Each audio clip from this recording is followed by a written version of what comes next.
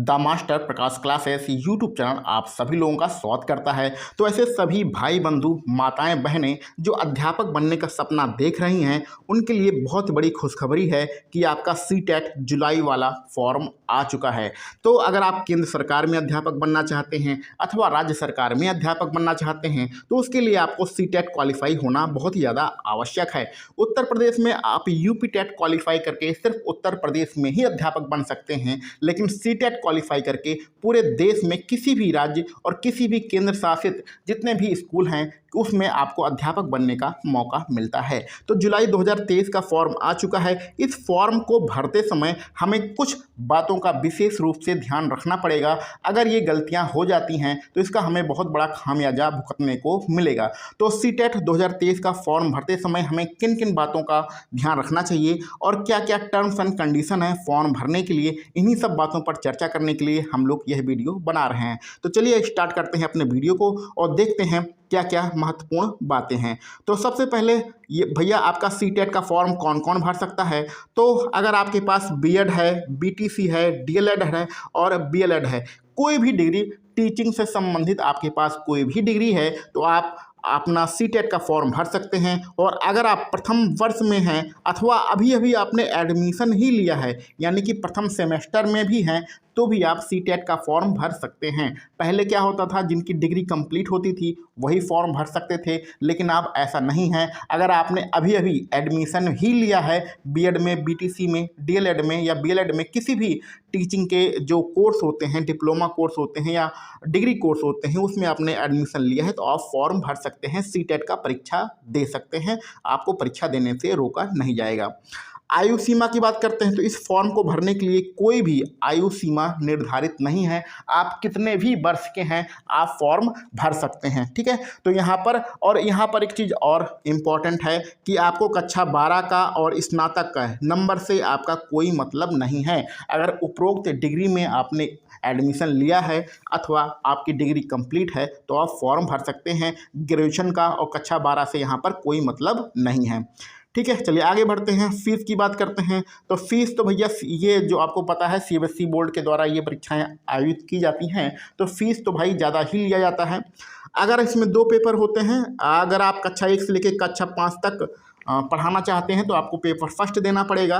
और अगर आप कक्षा 6, 7, 8 जिसको हम लोग जूनियर स्तर कहते हैं उसमें भी पढ़ाना चाहते हैं और कक्षा 9, 10 पढ़ाना चाहते हैं तो वहाँ पर आपको पेपर सेकंड देना पड़ेगा। तो अगर आप एक पेपर देना चाहते हैं और जनरल ओबीसी के उम्मीदवार हैं तो आपको 1000 रुपया फीस लगेगा। अगर आप दोनों पेपर देना चाहते हैं और जनरल ओबीसी से आते हैं तो आपको 1200 रुपया फीस देना पड़ेगा। अगर आप SC ST और PH कैटेगरी में आते हैं और एक पेपर देना चाहते हैं तो 500 रुपया फीस लगेगा। और अगर दोनों फॉर्म भरेंगे तो आपका 600 रुपया फीस लगेगा। तो यहाँ पर आप फीस में देख रहे हैं कि एक फॉर्म भरने का 1000, दोनों फॉर्म भरने का 1200। तो यानी कि आपको मेरा यही सलाह है कि आप फर्स्ट पेपर सेकंड पेपर के चक्कर में ना पड़िए, आप दोनों फॉर्म भरिए। अगर आप सेकंड पेपर की तैयारी कर रहे हैं तो भी फर्स्ट वाला फॉर्म भरिए, अगर आप फर्स्ट पेपर की तैयारी कर रहे हैं तो भी सेकंड वाला भरिए। यानी कि ये बोथ वाला ऑप्शन आप चूज़ करिए, आपको दोनों पेपर देना है यही मान के चलिए, ठीक है। ऐसा मत करिए कि एक ही फॉर्म भरिएगा, एक ही पेपर का फॉर्म भरिएगा, दोनों भरिएगा। जो आप फॉर्म भरेंगे वहाँ पर विकल्प रहता है, वहाँ पर आपको बस टिक करना होता है, तो आप बोथ पर टिक करिएगा, ठीक है। आगे बढ़ते हैं, परीक्षा केंद्र। परीक्षा केंद्र यहाँ पर बहुत ही इंपॉर्टेंट बात है। परीक्षा केंद्र में साफ साफ लिखा है पहले आओ पहले पाओ। जो भी आपका नज़दीकी शहर है वहाँ पर परीक्षा केंद्र बनाया गया है। अगर आप उस शहर में अपना परीक्षा केंद्र चाहते हैं तो पहले आओ पहले पाओ के आधार पर आपको फॉर्म भरना पड़ेगा। यानी कि फॉर्म आज से कल से भरा जा रहा है, आप अभी जाके तुरंत अपना फॉर्म भर दीजिए। जब आपका एडमिट कार्ड आएगा तो आपका जो भी आपने पहले नंबर पे शहर डाला होगा वो आपको मिल जाएगा। और अगर आप बाद में फॉर्म भरेंगे तो जो आपको नज़दीकी शहर होगा वो नहीं मिलेगा, फिर जहाँ पर खाली होगा वहाँ पर आपको भेजा जाएगा। तो ये बहुत ही इंपॉर्टेंट बात है। पहले आओ पहले पाओ का मतलब यही होता है कि भैया जितनी जल्दी आप फॉर्म भर लेंगे आपको आपके गृह जनपद में ही परीक्षा केंद्र मिल जाएगा। वैधता की बात करते हैं तो सीटेट का जो आपका मार्कशीट होती है उसकी वैधता आजीवन है, यानी कि जीवन में एक बार आप सीटेट क्वालिफाई कर लीजिए, बार बार आपको पेपर देने की कोई आवश्यकता नहीं है। इसकी जो वैधता है आपके मार्कशीट की वो आजीवन है। फॉर्म भरना कब से स्टार्ट हो रहा है? फॉर्म भरना स्टार्ट हो गया है 27 अप्रैल से। कब तक भरा जाएगा? 1 महीने तक भरा जाएगा, यानी 26 मई तक आपका फॉर्म भरा जाएगा। परीक्षा कब होगी? परीक्षा आपका जुलाई से अगस्त के महीने में हो सकती है। जैसा कि आपको पता है ये ऑनलाइन परीक्षा होती है, सीबीटी मॉडल पर ये परीक्षा होती है, तो लगभग 1 महीने तक ये परीक्षाएं चलती हैं। तो जुलाई से अगस्त के बीच में आपकी परीक्षाएं कराई जाएंगी। 2 शिफ्ट में आपकी परीक्षा होती है।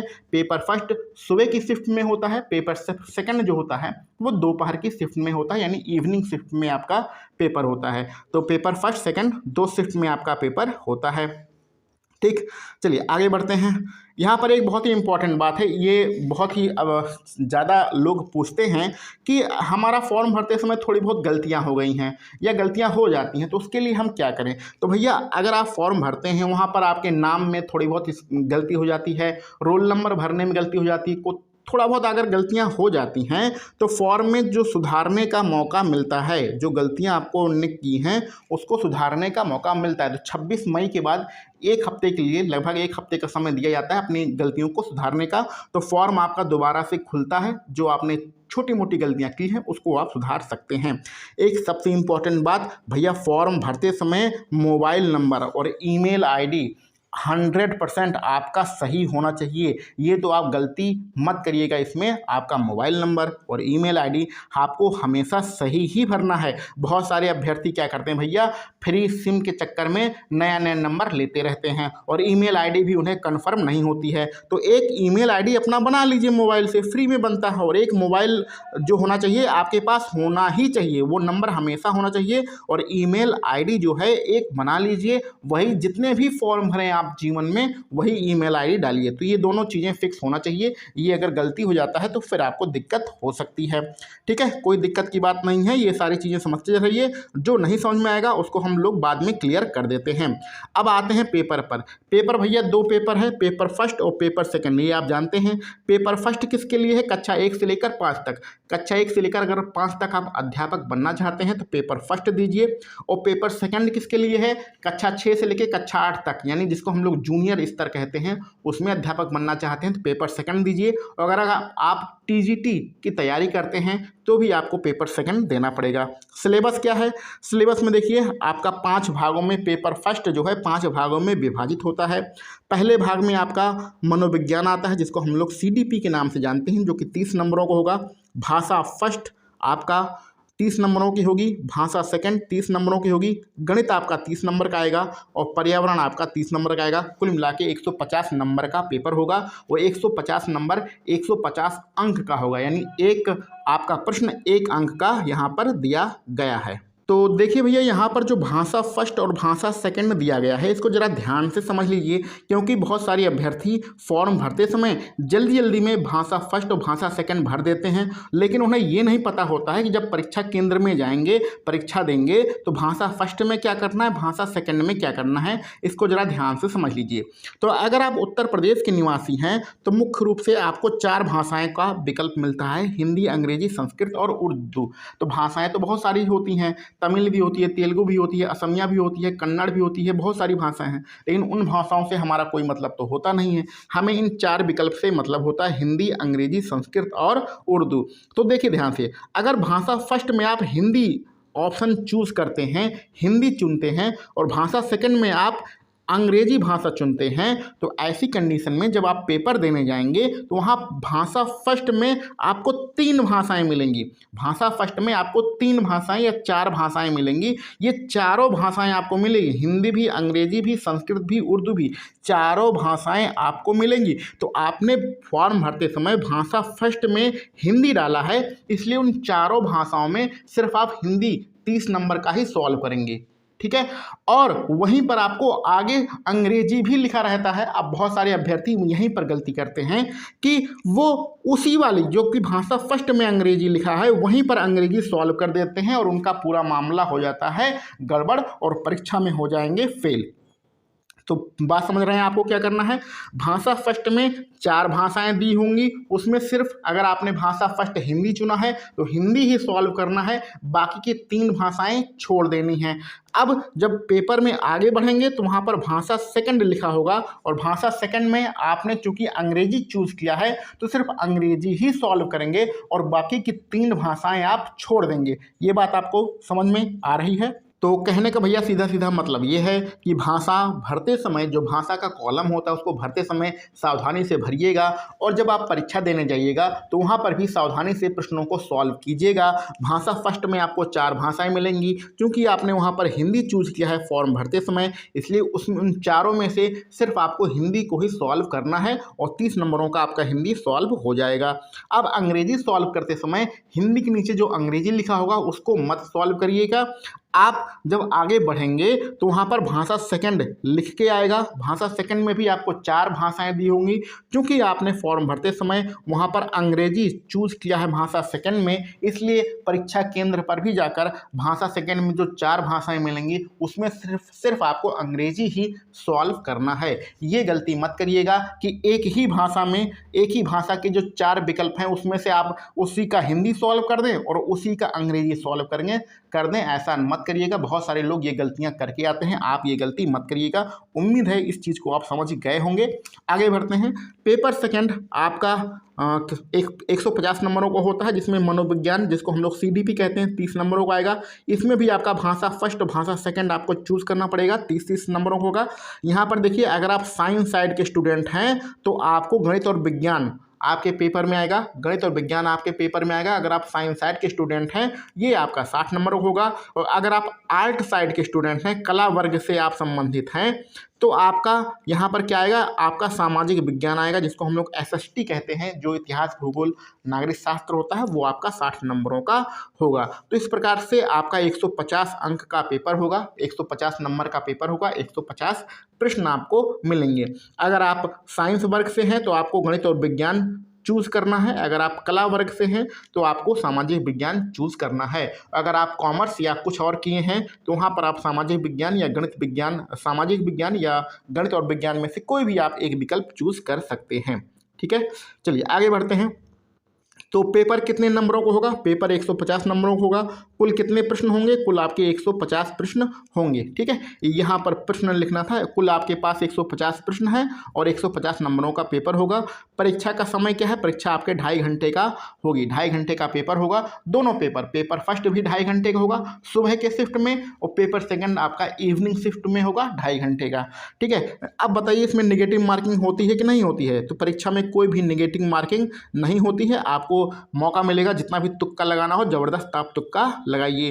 पेपर की लैंग्वेज की क्या होगी भैया, तो पेपर आपका हिंदी में भी होगा और अंग्रेजी में भी होगा। तो चाहे हिंदी में आप क्वेश्चन पढ़ें चाहे अंग्रेजी में क्वेश्चन पढ़ें, दोनों लैंग्वेज में आपको पेपर मिलेगा। पास होने के लिए हमें कितना नंबर चाहिए, तो पास होने के लिए हमें 60% नंबर चाहिए। तो 150 का जो 60% होता है कितना होता है, 90 होता है। तो लेकिन अगर आप अनेक राज्यों में क्या होता है कि आरक्षण मिलता है। तो अगर आप उत्तर प्रदेश से हैं तो आपको आरक्षण मिलता है। तो अगर आप OBC कैटेगरी के हैं, तो OBC SC और ST कैटेगरी के हैं तो आप 82 नंबर में ही पास मान लिए जाएंगे, और आप जनरल कैटेगरी के हैं तो 90 नंबरों में आपको पास किया जाएगा। तो क्वालिफाइंग मार्क्स 60% है। अलग अलग राज्यों में अलग अलग आरक्षण दिया गया है। उत्तर प्रदेश में अगर आप OBC SC ST कैटेगरी के हैं तो 82 नंबर पर आप क्वालिफाई हैं, और जनरल कैटेगरी वाले 90 नंबर पर क्वालिफाई हैं। तो यहाँ पर अगला प्रश्न है कि अगर हम लोग CTET का एग्ज़ाम क्वालिफाई कर लेते हैं तो हमें भैया फ़ायदा क्या होगा। फ़ायदा ये होगा कि पूरे देश में आप कहीं भी अगर टीचिंग की जॉब आती है तो उस फॉर्म को भर सकते हैं, चाहे वो KVS हो चाहे NVS हो, यानी KVS यानी केंद्रीय विद्यालय हो, नवोदय विद्यालय हो, DSSB है, DSSB का फॉर्म आने वाला है, KVS का फॉर्म आ चुका है, इसका पेपर भी हो चुका है, इसका रिजल्ट आने वाला है। ठीक है, केंद्र शासित जो क्षेत्र होते हैं उसमें कोई भी स्कूल हो, चाहे प्राइवेट हो चाहे सरकारी हो, सब जगह आप फॉर्म भर सकते हैं। और सभी राज्यों के जितने भी स्कूल हैं, यानी उत्तर प्रदेश में जो आपका प्राथमिक शिक्षक भर्ती आती है उसमें भी आप फॉर्म भर सकते हैं। कुल मिला के CTET का जो मार्कशीट होती है वो पूरे देश में मान्य होती है। कोई भी फॉर्म आता है आप CTET का मार्कशीट लगा के फॉर्म भर सकते हैं। ठीक है, अब यहाँ पर ये जो लिखा ये तो हमने बता ही दिया है। पेपर फर्स्ट होता है कक्षा 1 से लेके 5 तक, यानी अगर आपको टीचर बनना है तो पेपर फर्स्ट देना है। और कक्षा 6, 7, 8 यानी जूनियर लेवल पर आपको टीचर बनना है तो आपको पेपर सेकंड देना पड़ेगा। और अगर आप टीजीटी की तैयारी कर रहे हैं तो भी आपको पेपर सेकंड देना पड़ेगा। आपका प्रमाण पत्र कहाँ मिलेगा? तो भैया पहले पेपर होगा, पेपर होने के बाद मार्कशीट आएगी, मार्कशीट ऑनलाइन आती है, लेकिन प्रमाण पत्र आपके घर नहीं आता है। जिस प्रकार यूपी टेट का प्रमाण पत्र डायरेक्ट से हम लोग प्राप्त करते हैं, उसी प्रकार यहाँ पर सुविधा नहीं है। यहाँ पर एक गवर्नमेंट का ऐप है जिसको आप मोबाइल में डाउनलोड कर सकते हैं, जिसका नाम है डिजी लॉकर। तो डिजी लॉकर ऐप में आपको प्रमाण पत्र मिलेगा, वहाँ पर आपको आ जाएगा। आप जाके किसी भी कंप्यूटर की दुकान पे जाके साइबर कैफ़े में जाके उसको प्रिंट आउट आप ले सकते हैं। तो डिजी लॉकर में आपका जो सर्टिफिकेट है वो अपलोड हो जाएगा और सर्टिफिकेट आपका आजीवन मान्य है, इसमें कोई दिक्कत की बात नहीं है। तो ये सारी चीज़ें थी जो कि हमने यहाँ पर आप सभी लोगों के लिए उपलब्ध कराई हैं। इसके बाद भी अगर आपके पास कोई प्रश्न है तो उसको कमेंट बॉक्स में ज़रूर लिखिएगा, उसका आंसर देने की हम लोग यहाँ पर पूरी कोशिश करेंगे। तो इसी के साथ हम लोग आगे बढ़ते हैं और हमें तो नहीं लगता है और कोई प्रश्न यहाँ बचा है जिसका आंसर नहीं दिया गया है। जितने भी हो सकते थे सारे प्रश्न का आपको जवाब दे दिया गया है। इसका फॉर्म आ चुका है, पहले आओ और पहले पाओ के आधार पर आपका फॉर्म भरा जा रहा है। तो अगर आपको आपके गृह जनपद में एग्ज़ाम सेंटर चाहिए तो अभी जाके तुरंत फॉर्म भर दीजिए। ये जो भरने का जो लिंक है वो आप ऑफिशियल वेबसाइट पे जाके फॉर्म भरिएगा। अच्छा, फॉर्म भरते समय थोड़ा कॉम्प्लिकेटेड फॉर्म है, तो जो भी साइबर कैफ़े वाले हैं और योग्य साइबर कैफ़े वाले हैं, पढ़े लिखे हैं, थोड़ा फॉर्म ढंग से भरते हैं, वहीं पर जाके आप अपना फॉर्म भराइएगा।